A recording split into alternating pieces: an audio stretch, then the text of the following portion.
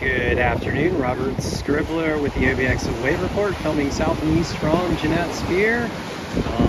Just a slight remnant of rainbow. We did get a beautiful shot of rainbow that formed just a little while ago on our Instagram for an OBX Wave Report brief segment.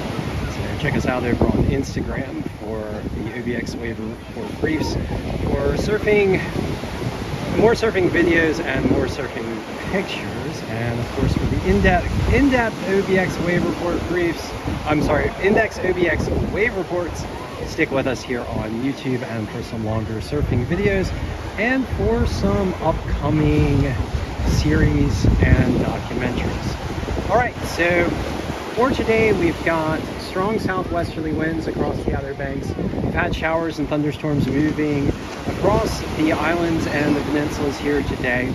And with those strong southwesterly winds, we've had choppy conditions with 1 to 2 and 1 to 3 foot waves up and down the Outer Banks. Unfortunately, those choppy conditions have made the wave conditions not as pleasant as they have been. And beach conditions also have been pretty gnarly due to those strong southwesterly winds. But as the day progresses and into the evening tonight and into the day tomorrow, the winds are expected to die down. The chance of storms and thunderstorms is expected to lessen, and the waves are expected to once again become more glassy. So we're expecting some nicer conditions tomorrow morning, and hopefully we'll get out in the water and possibly get some video for you guys from the water. Ocean water temperatures here in Nags Head continue to be cooler than the surrounding areas. We've got I believe a cutoff eddy from the Labrador current, as well as some upwelling, which is pushing temperatures down into the upper 60s and lower 70s.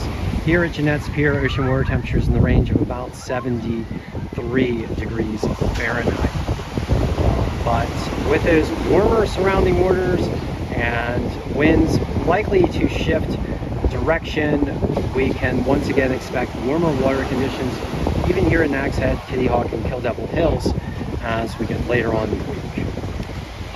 Offshore, far offshore in the central Atlantic, we still have subtropical cyclone Don, subtropical storm Don, which is expected to weaken into a depression as he button hooks this, as according to reports from the National Hurricane Center. But then as Don button hooks to the south, Don has the potential to re-strengthen over the coming days. So Don might be with us for quite some time. Overall, the ocean water temperatures across the North Atlantic are much warmer than normal.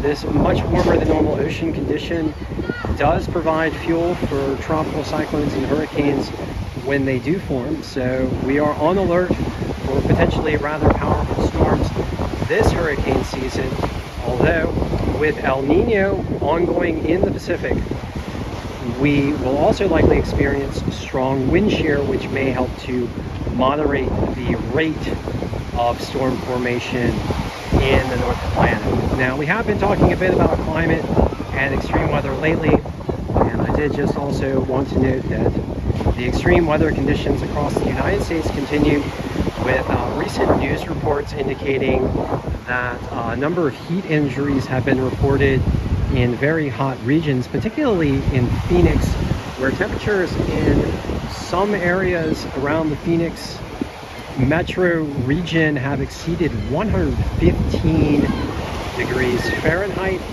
And also out on the other side of the world, we did recently receive a 126 degree Fahrenheit reading from China, and Death Valley expected to have hit around 130 degrees Fahrenheit this weekend. So we'll have to confirm that for Death Valley, but nonetheless, very extreme heat this summertime in the Northern Hemisphere, driven by fossil fuel burning.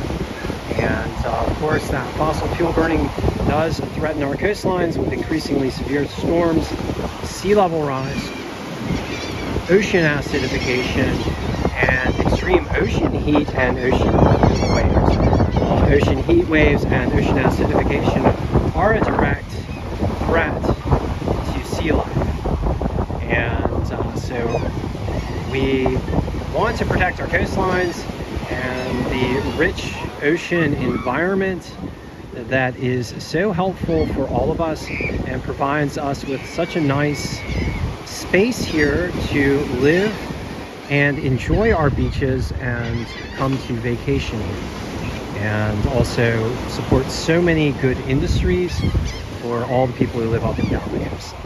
So I do encourage you guys to do everything you can to help speed the transition to clean energy by helping to support the mass deployment of wind, water, solar, and electric vehicles, which will actually also help to drive a manufacturing and jobs revolution in this country and in all other countries that do help to rapidly adopt clean energy. All right, so thank you for joining me for this session of the OBX wave report.